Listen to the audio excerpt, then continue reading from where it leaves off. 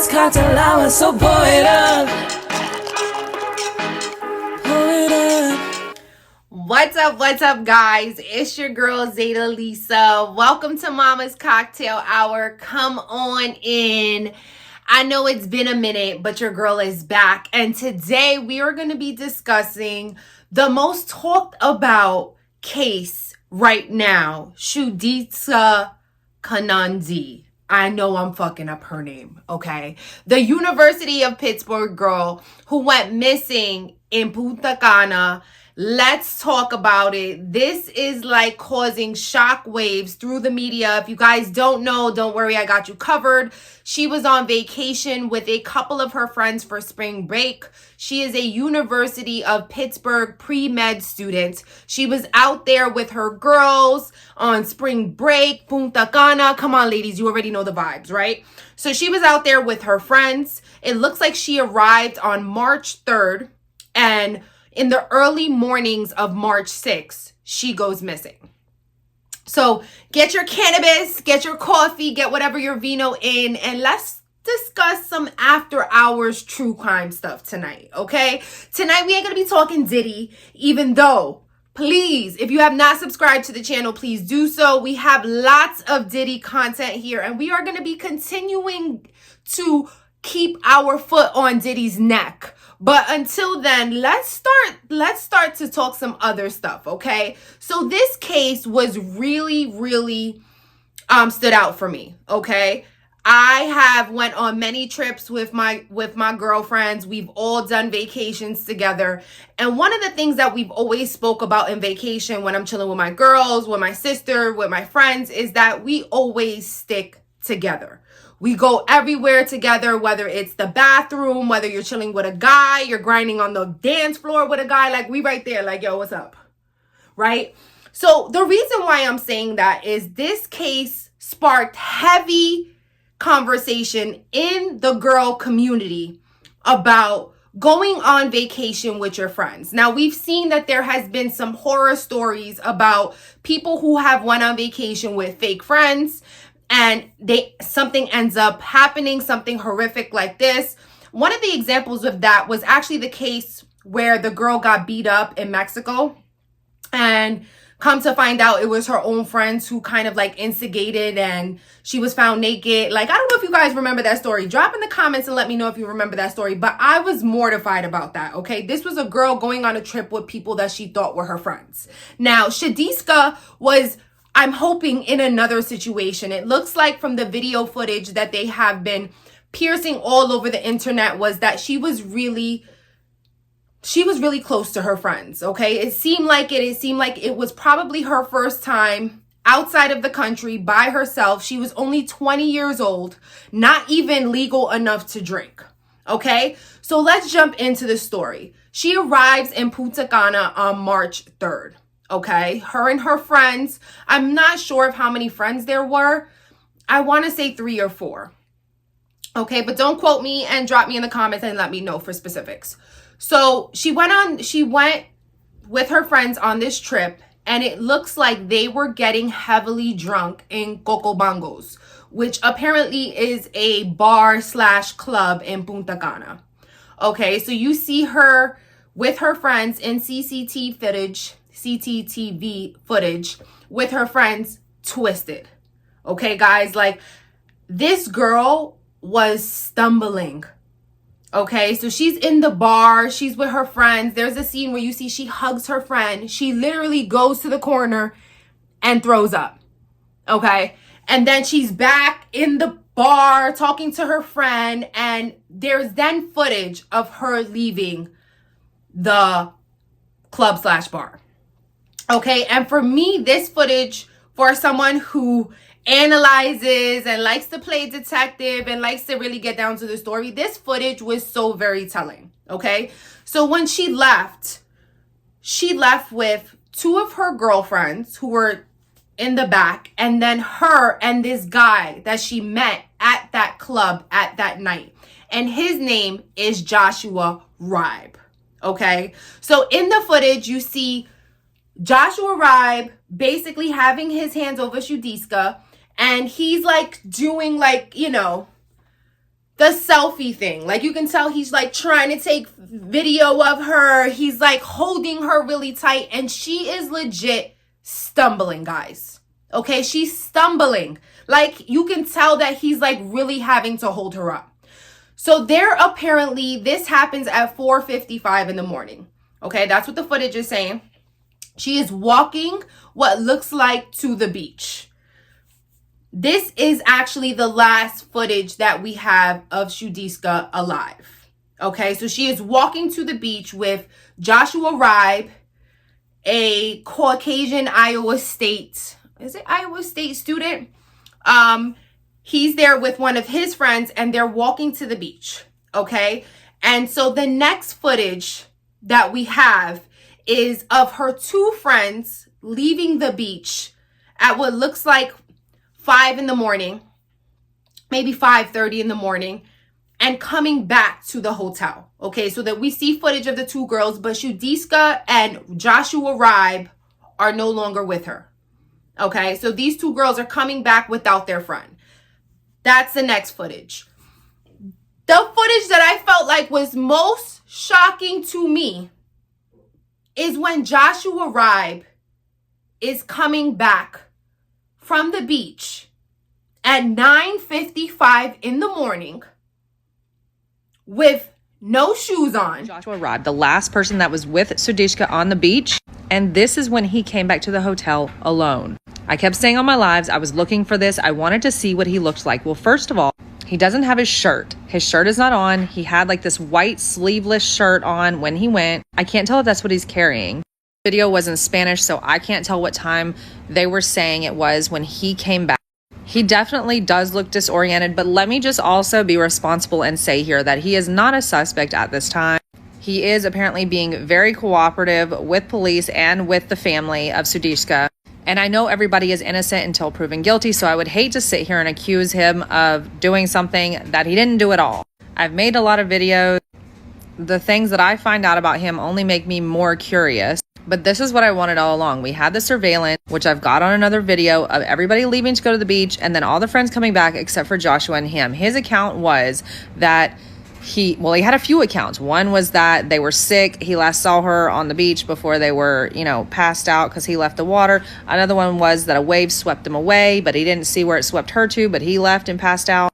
I mean, I get that he was probably like completely inebriated, so maybe he remembers, maybe he doesn't. I have no idea, but this video is interesting for sure.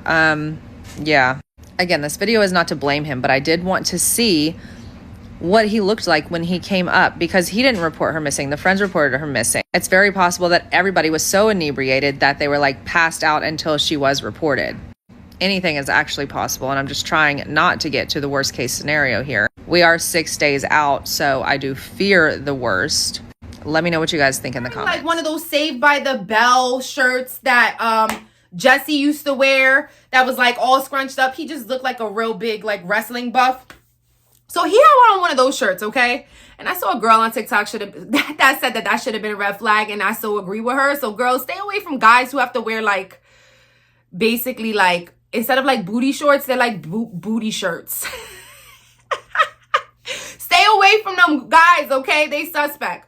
Okay, so he leaves with that shirt on, guys. Let's set the scene. We're playing detective. He's going to the beach because we have the footage. Remember, we have the footage of what he wore when he was going to the beach with Sudiksha. Okay.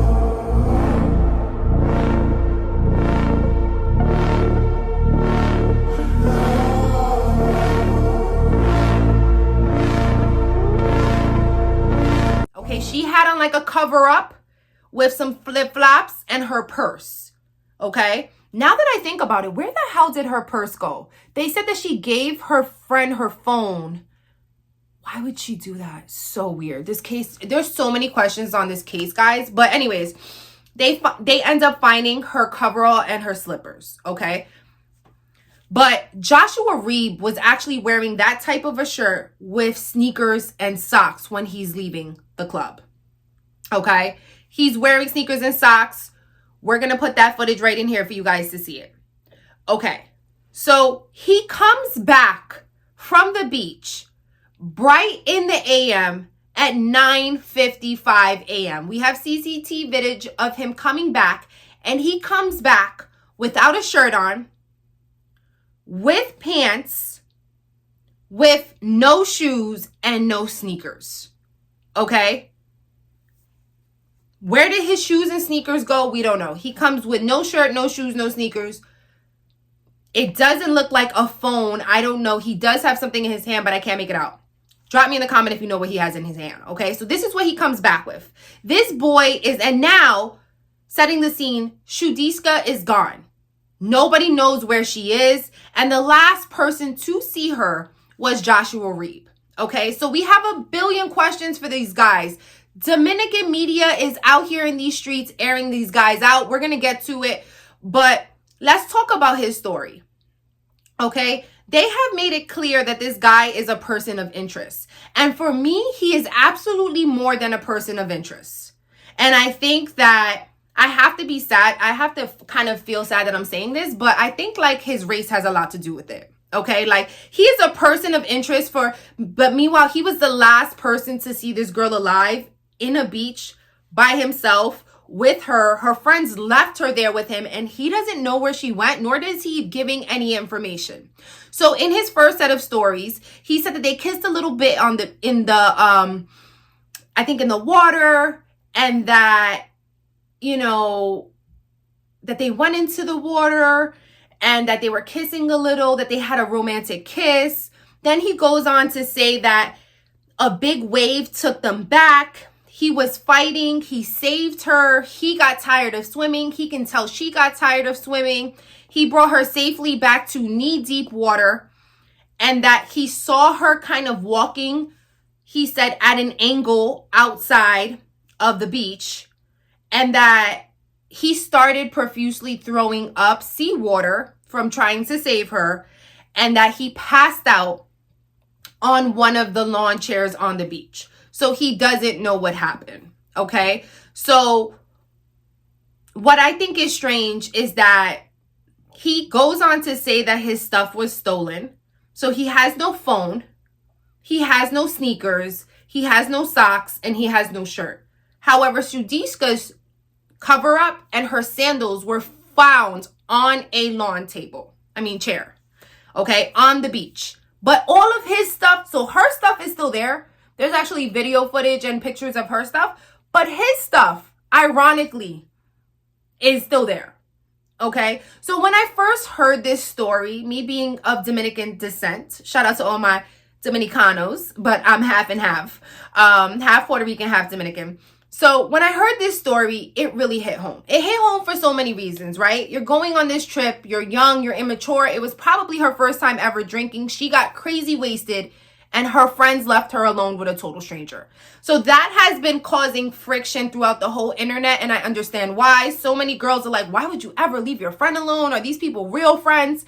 Now, what I have been doing, okay, is I have been listening to Dominican media along with Western media, okay? And I feel like the Dominican media is talking about something that CNN, New York Post, whatever, Daily Digest, whatever your news people are, is not reporting. That's why you guys are gonna like, follow, and fucking subscribe right now, because your girl is giving you the tea. Now, Dominican news is saying that Joshua Reeb received, and this is allegedly, okay, because this is Dominican news. I'm only saying what I heard. They are saying that Joshua Reeb allegedly received a $60,000 wire the morning of her death. And this was never said on any of the news outlets in America. Okay, this was not said. I've looked for it all over, but I have been picking it up on every Dominican news media that I am going on. They are talking about this wire transfer that was given to him this morning. Now, I'm pretty sure that it sparked interest to the Dominican community, because I really do feel like the reason why they weren't trying to give Joshua Reeb his passport And why they took his passport is because they believed that he was much more than a person of interest. And I think at this point, because there is no body, they couldn't charge him. They couldn't examine the body to see if she was assaulted, to see if she has any ligatures on her neck, or if she was violated. And they have nothing. So they were stalling. To me, it was a stalling tactic. It's already been 2 weeks. There is no sight of this girl. Let's get into his story, okay? In his story, he suggests that she basically, she drowned. He says he sees her leaving outside the water, but he can't confirm whether or not she left because he passed out, okay? So he is alleging that she could have drowned. He doesn't know, okay? And experts everywhere in the Dominican Republic, people have been there a long time. People from the community are saying that there is no way she could have drowned. And if she did indeed drown, her body would have came up already. Okay. There are so many guys, specialists out there. There are so many renowned, experts out there that are saying there is no way at this point her body would have not washed up to shore. They say that when you pass away in the water, it takes about 48 hours for the gases in your stomach to help make you float, and that her body would have floated, okay? They also did say that she could have been caught on reefs and all these things within the water, but they had have divers go in there and check. There is no signs of her. So everybody is trying to figure out what happened from 5:ish in the morning to 9:55 in the morning. That is the window that we're working here, guys. We're working about almost 4 to 5-hour window. Where did this girl go? Okay. She did not have her phone. It looks like her phone was given to her friends. I have no idea. That's weird as fuck to me. I know. She did not travel with her phone. From my knowledge, he did not come back with his phone. So anyways, going back to what Dominican media is saying, Dominican media is basically saying that he received a wire transfer early that morning, and they were trying to figure out what the specifics of that wire transfer was because it was a significant amount of money. And the thought process was, why would somebody on vacation get that much of a money transfer in an all-inclusive resort? Do you guys know what all-inclusive means? It means you pay nothing. You pay for the shit while you get there. Before you get there, when you get there, everything's free. You can have free food, you can have free drinks, you can have whatever. Only thing you're paying for is souvenirs, okay? And any excursions. So the question was, why? So this is being blown up. People are arguing the fact that they think that either someone helped him allegedly hide the body. Because let's think about it. He's someone new to the area. If he did do something such as possibly hurt her. This reminds me of the Natalie Holloway story. If you guys remember Natalie Holloway, she was on a trip in Aruba and she went missing. And they now find out that there was a guy who tried to basically, do something strange for some change. And she ended up fighting back and he killed her. Okay. So they are not like, this is giving those vibes, guys.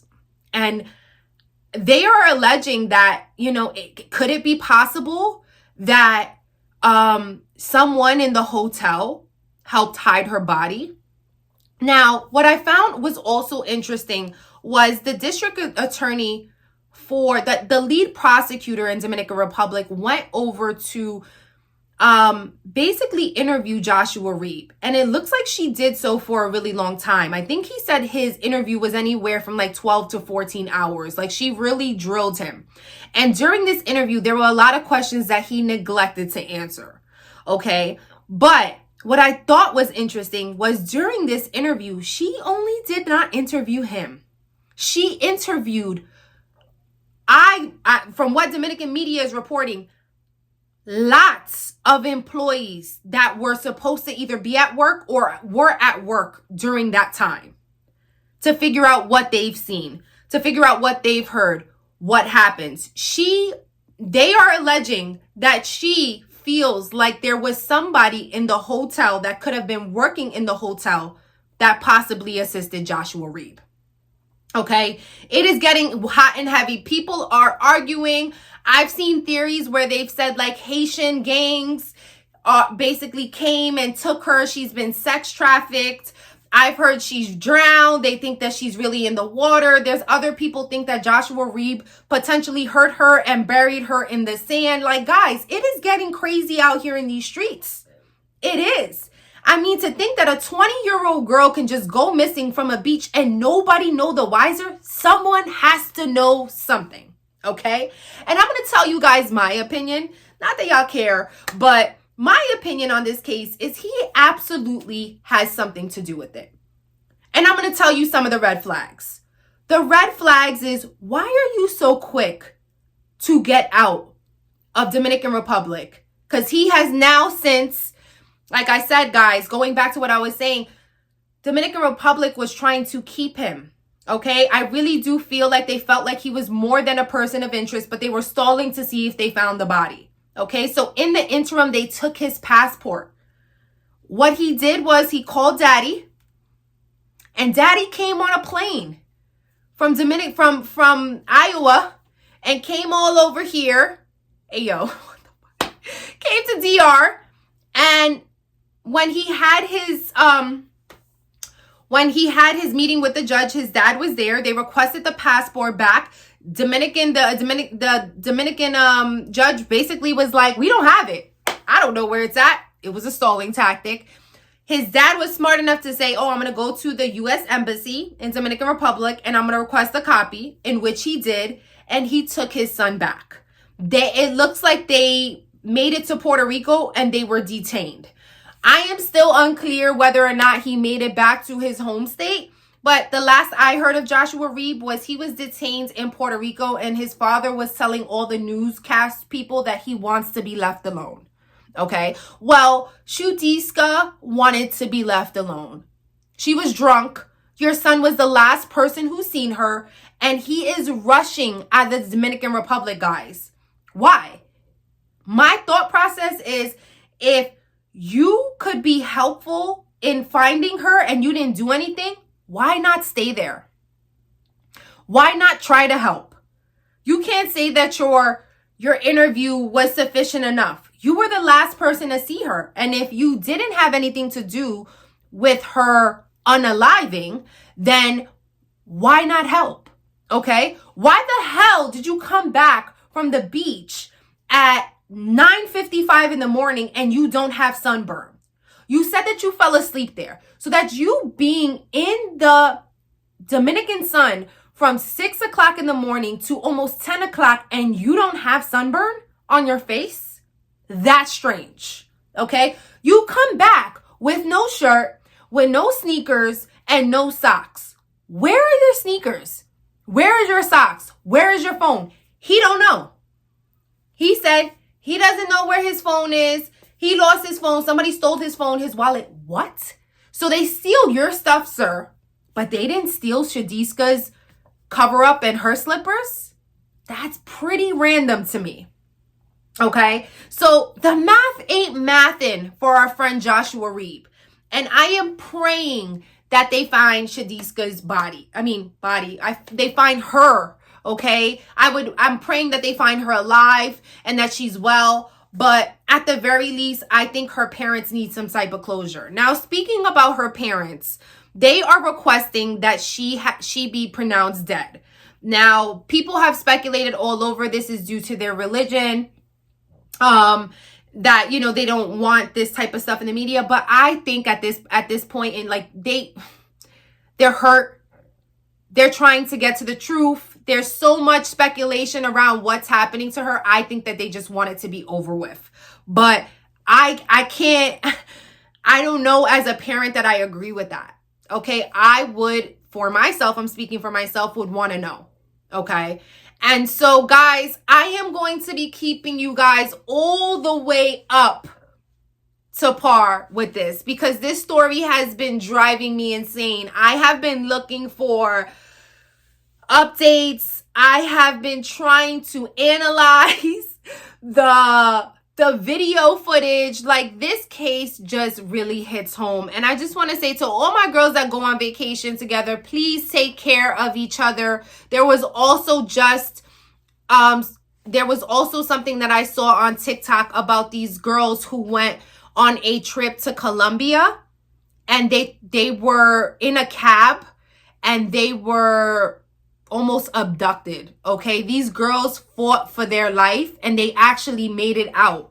So that is because they stood together. They never left one of each other. They were fighting for all of each other. Like, guys, ladies, we do have to stick together. Like, you know, I would say never go on a trip with friends that you feel suspect about.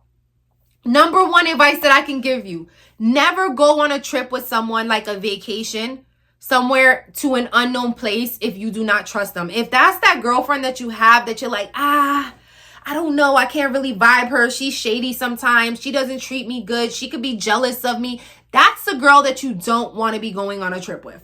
Okay, trust and believe. You only want to go on a trip with people that have your best interests at heart, people who are organic, authentic, someone that you could be yourself in front of, and someone that you damn sure trust. Okay?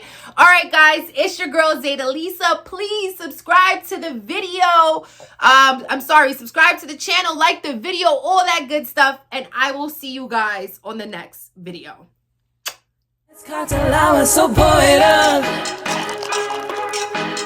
Pour it up.